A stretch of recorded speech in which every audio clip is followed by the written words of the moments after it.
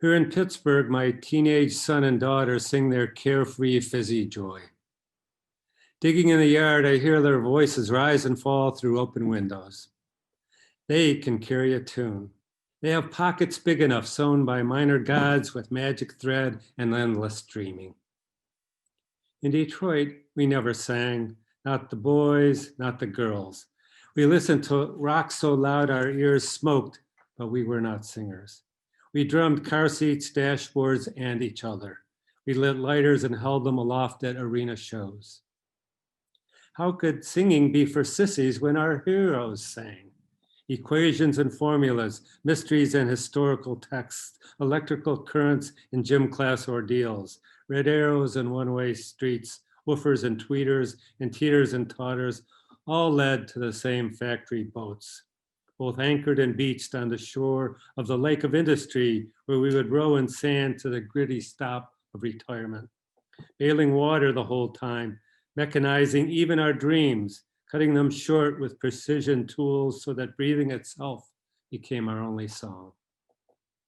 We lost the hook, never found a refrain. We played extended drum solos identical to our father's, while the crowd slipped away to the John or felt each other up or passed joints or simply nodded off, while the rest of the band drifted into shadows of dazed drinking.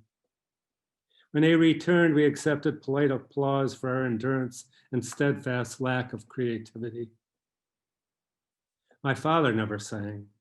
In the middle of dust mopping, my mother sometimes swept into song, grabbing the closest child and howling, Ozzy Osbourne channeling Patsy Cline at warp speed. She seemed so happily out of herself that we fled.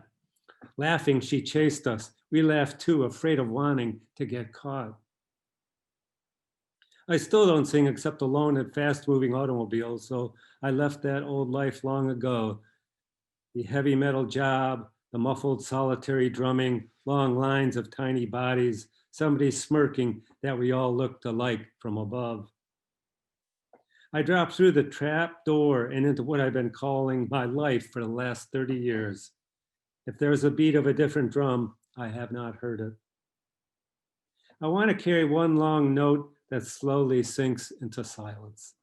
My father jokes that our happy birthday gets dogs a howling, so we avoid even that. Straight to cake and ice cream for us. We vote for listening. We vote for mad clapping. We vote for golden oldies. We endorse the air guitar and the broomstick mic of lip syncing. My mother hobbled by daily pain. I have not heard her sing in 2,000 years. Math and song, entirely outside the sin's circle of our existence. My mother, a red planet on her own rectangular urban orbit.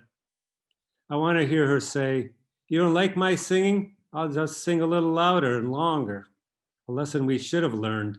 To hell with polite applause.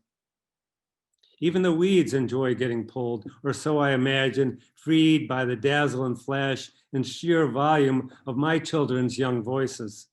The sound waves on their way to Mars or Cincinnati, or to the mobile home in Sterling Heights, Michigan, where my 85-year-old parents are just now stirring. And perhaps while my father makes coffee and my blind mother attempts to butter toast, not her fingers, somebody, against all odds, might briefly and quietly hum.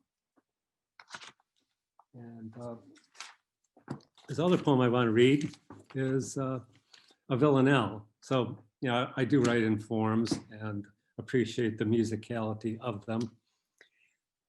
This is a villanelle-ish because I break the rules, because what's the point of a form if you don't break it? It's called Private Room, and it's about a very serious illness my daughter had. My daughter got sick and nearly died, fall of 9th grade. She combed her hair out. I kissed her goodbye and goodnight each time I left, and she had no choice, attached to grim tubes, prone, ashen. My daughter sick and nearly dying of embarrassment as doctors probed the mystery and fought among themselves. I missed her goodbyes and goodnights. We watched an old movie from childhood, No game shows or reality. 14, my daughter. Sick with worry she would die, I slept on the floor and wept.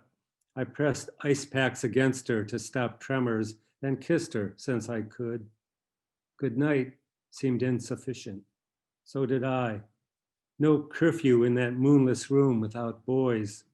My daughter got sick. Death passed her by. I snuck her home. We did not kiss. Good night.